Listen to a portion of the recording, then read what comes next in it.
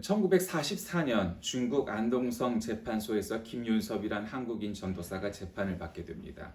죄목은 일본 왕에 대한 신사 참배를 거부하고 일본식 교육을 반대한 것이었는데, 그는 재판정에서도 당당하게 일본의 천황은 인간이므로 신이 될 수 없다. 만일 천황이 회개하지 않으면 그 역시 영원히 멸망할 수밖에 없다고 외칩니다.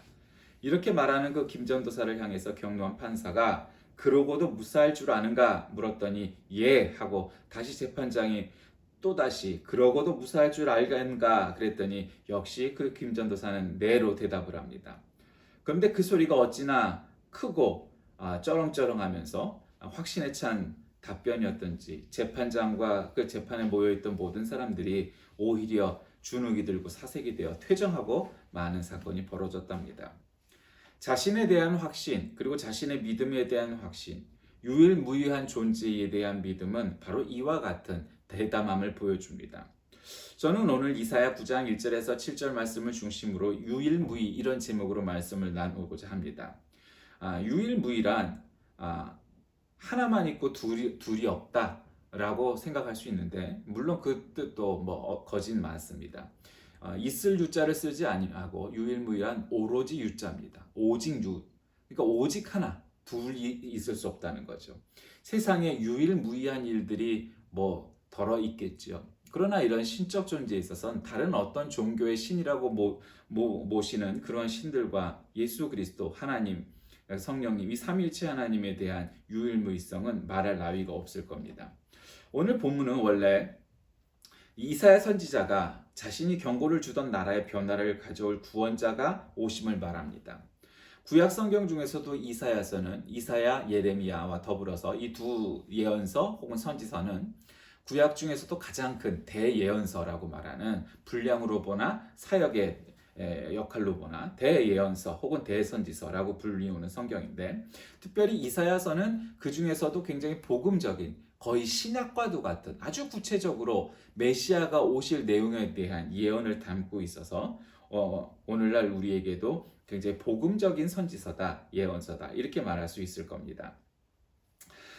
그래서 이 오실 메시아는 어린 아기로 탄생하셔서 하나님의 백성과 세상을 구원할 것이다. 그렇게 그 놀라운 모사, 영존하시는 아버지, 평강의 왕으로 불려져 다윗의 왕자에 앉아 정의로 통치하게 될 것이다. 그러면서 이제 이사야는 전에 볼 수 없었던 일들, 이스라엘 땅이 일어날 것이라고 예언을 하고 있는데, 특히 이제 북왕국이 먼저 멸망하죠. 북이스라엘이 먼저 멸망하고 그 다음에 이제 남유다가 또 멸망하고, 이런 일들에 대해서 말하는 내용들이 오늘 이제 이사야서 전체적으로 있게 됩니다. 이사야 선지자는 메시아가 세상의 빛으로 오시어 어둠 속에서 있는 자들을 구원하실 것임을, 그래서 영원한 하나님 나라의 왕으로서 공평과 정의로 다스릴 것임을 말하면서 이스라엘이 하나님의 말씀을 자꾸 무시하고 교만하여서 회개치 아니함으로 하나님의 진노의 심판을 받게 될 것이라고 경고 예언합니다. 흑암은 고통과 죽음을 상징하는 것이죠. 어두움, 그 다음에 고통, 그 사탄의 세력을 가리키기도 합니다. 흑암에 행하던 백성이 큰 빛을 보고 사망의 그늘진 땅에 거하던 자에게 빛이 비친다 하는 이 예언의 내용은 그리스도께서 어두운 세상에 빛으로 오셔서 복음의 빛을 비추심을 의미합니다. 세상은 어두움에 있는 거죠. 또 오늘날 경제가 발전하고 문명이 발전하고 할수록 밝습니다. 인공위성에서 지구의 이렇게 저녁에 밤에 사진을 이렇게 찍어보면 대한민국은 수도권을 중심으로 전반적으로 전 국토가 불빛이 비칩니다. 그런데 북한은 평양에 아주 점 하나 있을 만큼 불 하나 있고 나머지는 흑암에 쌓여 있죠. 마치 영적 상태를 보여주는 것 마냥 북한은 어두움에 있습니다. 왜냐하면 그만큼 경제적으로 발전하지 못했기 때문에 저녁에 전기를 통해서 불을 켤 만큼의 수준이 되지 못하는 거죠. 선진국들, 강대국들은 전부 저녁에도 밝은 빛을 켤 수가 있지만 못 사는 나라 후진국들은 그렇게 할 수가 없죠. 영적인 것도 마찬가지입니다. 예수 그리스도를 여러 가지로 표현을 하는데 그 가운데 하나는 빛이죠. 예수께서 우리에게 오심은 빛으로 오신 겁니다. 하나님께서는 우리에게 예수 그리스도를 선물로 주셨는데 그분은 특히 빛으로 비유가 되어서 흑암에 있던, 어둠 속에 있던 사람들에게 참된 빛을 보여주시는 것이죠. 그렇게 성경은 여러 곳에서 표현하는데 특별히 아기 예수로 오실 메시아입니다. 사람들은 가끔 그런 얘기를 합니다. 아니 왜 하나님이 오시려면 뭐 하늘에서 천구천사 백마를 타고 그냥 천구천사와 더불어서 구름 타고 멋있게 장군이 계산하듯이 아니 그렇게 오실 일이지. 보잘것없는 말구육간에 사람의 방도 아니었습니다. 그리고 자기 집도 아니고 마침 그때 호고조사차 원래 본적지였던 베들레헴에 가서 방도 없어갖고 사람들이 다 베들레헴에 많이 와서 말구육간에 간신히 자리를 얻어서 출산을 마리아가 하게 되는데 그래서 말구육 즉 말에 그리고 소의 여물통 밥그릇에 지푸라기를 깔고 바로 그곳을 구유 삼아서 태어나신 것이 침대 삼아서 요람 삼아서 태어나신 것이 예수님의 탄생의 모습이었습니다. 물론 동방 박사가 찾아와서 황금과 유약과 몰약을 선물을 하기도 했지만 나머지 이 부분에 있어서는 대부분의 사람들은 메시아가 오신지 아무도 몰랐습니다. 그로부터 30년이 지나고 나서야 예수님은 공생애를 시작하시게 되었기 때문에 사실 많은 사람들은 30년 동안 메시아가 오신지 잘 아는 사람들이 없었죠. 그러나 그의 육신의 아버지와 어머니였던 요셉과 마리아는 알고 있었습니다. 왜냐하면 누구보다 요셉이 만약에 자기하고 관계를 하지 않은 마리아가 잉태를 했는데 아니 저거 딴 남자의 아기를 가진 거 아니야? 만약에 그렇게 의심할 수밖에 없는 정황이 있고 의심이 갔다면 그렇게 못했을 겁니다. 그런데 자기도 아무 관계를 안 했지만 하나님께서 바로 요셉과 마리아에게 그와 같은 현몽을 주셨고 계시가 있었고 그리고 또 그와 같은 믿음을 주셨기에 동정녀 마리아가 아기를 잉태하는 성령으로 잉태하는 사건이 벌어졌다는 것을 그들은 알았습니다. 다른 사람은 몰라도 요셉과 마리아가 그와 같은 확신을 가졌다는 것은 하나님께서 직접 계시하셨고 직접 나타나셨고 그래서 그와 같은 믿음을 가질 수가 있었던 것이죠. 그렇게 태어난 예수님이었습니다. 얼마나 보잘것없는 모습이었겠습니까? 아기는 아무것도 알 줄 모릅니다. 아기는 태어나서 젖을 무는 것과 똥 오줌 누는 것과 잠자는 것, 그거 말고는 할 줄 아는 게 없습니다. 자기 스스로 뭔가 몸을 뒤집을 수도 없고 앉을 수도 없고 서는 것도 그렇고 아무것도 할 수 있는 게 없습니다. 그러나 그런 어린 아기에게 젖을 물리고 그렇게 잘 돌보아주면은 그 아기가 얼마 안 가서 기게 되고 뒤집게 되고 또 서게 되고 나중에 뛰고 그렇게 점점 자라는 아기가 되고 나중에 어른이 되었을 때는 다른 사람들과 마찬가지로 그렇게 건장한 모습으로 점점 자라가게 되는 것이 사람의 모습이죠. 그런데 지금 이사야 예언자의 예언은 지금 예수님이 탄생하실 때와 굉장히 거리감이 있죠. 역사적 거리감이. 그러니까 한참 후에 오실 일이었습니다. 그런데 이미 이렇게 예언이 되어 있었습니다. 예수님께서는 태어나시는 모습도 그 다음에 이스라엘의 왕으로 추앙받으며 예루살렘으로 입성하는 모습도 마지막에 십자가를 지고 돌아가시는 모습도 이미 이 오래전 이사야 예언서에 기록되어 있는 내용과 부합되게 그 모든 모습을 다 갖추어가면서 그 모든 역사를 이루시는 모습을 보게 됩니다. 이사야 선지자는 하나님께서 야곱에게 말씀을 보내시며 그것을 이스라엘에 임하게 하셨다 이렇게 말씀합니다. 하나님께서 보내신 말씀은 한마디도 헛되이 돌아가지 않고 그 말씀을 받은 자에게 성취되어질 것이라는 거죠. 하나님의 말씀이 임할 때 그 말씀을 받은 자의 올바른 자세는 겸허히 겸손히 그 말씀대로 순종하는 것입니다. 에브라임과 사마리아 거민은 교만하고 완악한 마음을 고집했습니다. 하나님의 말씀이 임했지만 교만하고 완악한 마음을 가졌던 이스라엘 백성이 말하기를 벽돌이 무너졌으나 우리는 다듬은 돌로 쌓고 뽕나무들이 찍혔으나 우리는 백향목으로 그것을 대신하겠다고 말합니다. 이사야 선지자는 증거합니다. 하나님을 멸시하고 스스로의 힘으로 일어나겠다는 이스라엘의 교만함을 말이죠. 오늘날 우리는 전 세계가 부자 나라건 가난한 나라건 강대국이건 약소국이건 할 것 없이 모든 사람들에게 부자건 빈자건 건강한 사람이건 병자건 관계없이 전 세계의 모든 사람들이 팬데믹에 빠져 있습니다. 바로 코로나19 사태로 인하여서 올 한 해 내내 작년 연말에 중국 우한에서 시작해서 정말 1년이 다 돼가도록 백신이 나오긴 했으나 이것이 정말 해결될 수 있을지 알지 못할 만큼 1년을 내내 마스크를 쓰지 않으면 밖으로 못 나가는 시대가 되었습니다. 어쩌면 이런 시대가 계속되면 어린 아이들은 밖에 나갈 땐 누구나 다 마스크를 쓰는 거야 당연히 그렇게 알고서 살아가게 될 것입니다. 여러분 우리가 상상이나 했던 일입니까?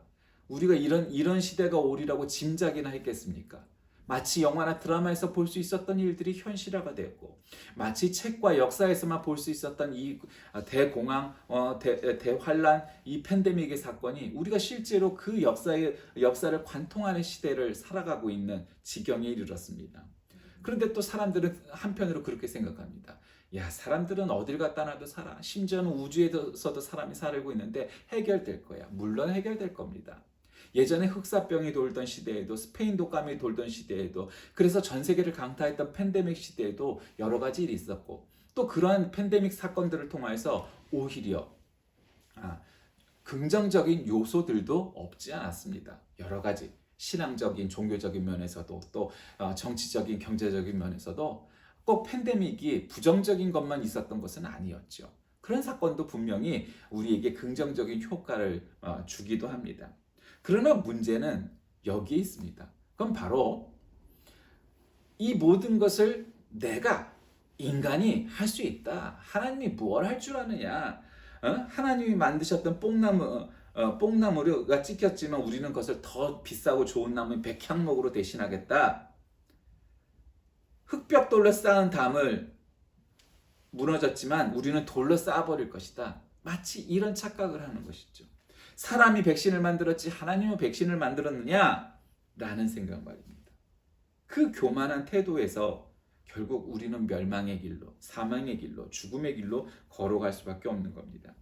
지금 이 예언이 불려질 시대의 이스라엘의 상황은 남북으로 갈라져 있습니다. 특히 이 북이스라엘의 백성은 다메섹의 왕이었던 르신을 의지하면서 교만히 행합니다. 자기네 나라 왕도 아니고 다메섹의 왕을 의지합니다. 여러분 그런 나라가 잘 될 수 있을 것 같습니까? 안 되죠. 어느 시대에도 세계를 제패했던 패권 국가가 있습니다. 지금은 말할 것 없이 미국이죠. 미국하고는 동맹국이니까 우호적인 요소들이 많습니다. 그러나 절대로 마지막 순간까지 다른 어떤 나라가 우리나라를 도와줄 수는 없죠. 그건 말도 안 되는 얘기입니다. 그 나라 또 그 나라 입장이 있는 거고 우리는 우리의 입장이 있는 거기 때문이죠. 마치 동화 속에서 나온 것처럼 태극기 옆에 성족이 흔들고 일장기 흔드는 그런 바보 같은 짓을 하는 것은 어리석은 짓입니다. 그런데 이때도 똑같았습니다. 나라가 망하려니까 북이스라엘의 백성들이 다메섹의 왕 그리고 다메섹을 의지한 겁니다. 그래서 이스라엘 왕 백이는 르신과 동맹을 해서 자신들의 삶을 유지하려고 힘씁니다. 다메섹이 강하니까 다메섹의 왕 르신이 강력하니까 하나님을 믿는 것이 아니고 르신의 대적자를 르신을 믿었는데 이 북이스라엘의 이 믿음을 보고 르신의 대적자를 일으켜 세워서 바로 그 나라가 아수르였습니다. 그러니까 이스라엘이 르신과 동맹을 맺은 목적도 아수르와 대항하기 위함이었는데 하나님께서는 그 아수르에게 군사를 일으키게 하셔서 르신을 치고 결국 북이스라엘도 멸망하게 하는 일이 여기서 나오게 됩니다. 우리는 여기서 무엇을 깨닫게 됩니까? 이 코로나 시대에도 나라의 운명을 좌지우지하는 이 군사력과 전쟁의 문제에도 우리는 우리가 무엇을 할 수 있을 것이라는 확신을 가지고 자만심에 빠져 있을 때 오히려 그와 같은 교만이 결국 역사의 교훈 속에서 우리는 하나님께 굴복하고 순종하지 않으면 그와 같은 일이 벌어질 수 있으리라는 생각을 해야 되는 겁니다. 500년, 1000년간은 세계적인 대제국이 얼마나 있었겠습니까? 어느 나라, 어느 사람도 영원히 그 패권을 유지하고 살아가는 나라 한 명, 한 나라도 없었습니다. 미국도 어느 시대인가는 저물어 갈 수 있습니다. 대영 제국, 스페인 제국, 로마 제국, 몽골 제국, 오스만 투르크 세계를 제패했던 여러 나라들이 그 시대에는 그 나라가 없으면 안 될 것 같고 그 나라만 붙잡고 있으면 모든 것이 다 이루어질 것 같았지만 결국 다 역사책에 몇 페이지로 남는 제국으로 남아버렸지 오늘날에도 그렇게 제국으로 불리지 않습니다.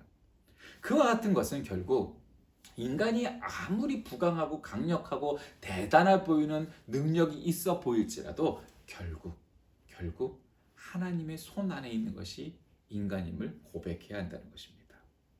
하나님께서 이스라엘을 이렇게 징치하심은 그들을 진멸시켜서 세상에서 없애서 너희들은 벌어지만도 못하니까 죽어야 돼 라고 징계를 해주시려고 했던 것이 아닙니다.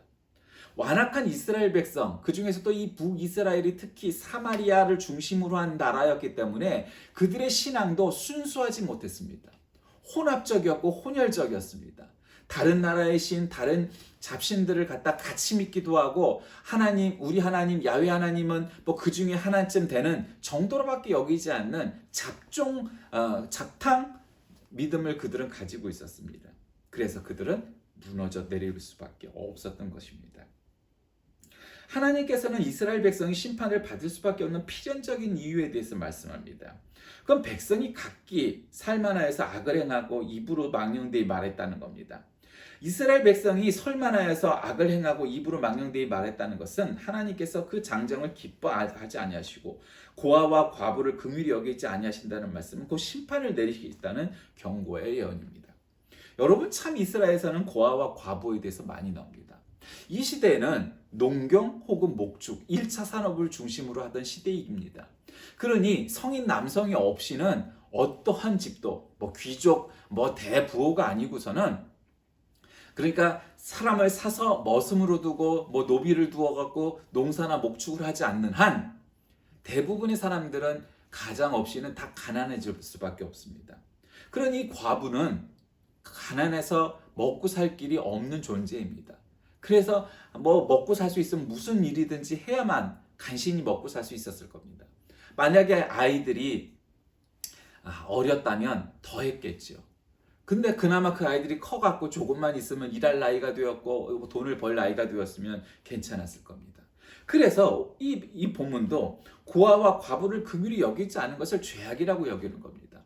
오늘날 올 한 해 동안 이 팬데믹 사태로 인해서 모르긴 몰라도 사람들이 서로가 서로를 잘 접촉하지 않고 비대면 비접촉 시대가 되어버렸기 때문에 고아원을 포함해서 모든 사회복지시설 이런데 우리가 예년의 경우보다 훨씬 못한 액수의 기부를 하고 도움을 주지 않았을까요? 확실한 통계를 받아보진 않았지만 그리 짐작할 수밖에 없는 것이 오늘날의 현실 아닙니까? 아마도 그랬을 겁니다. 여러분, 시대가 어려울수록 어려운 사람들은 더 어려워지게 마련입니다.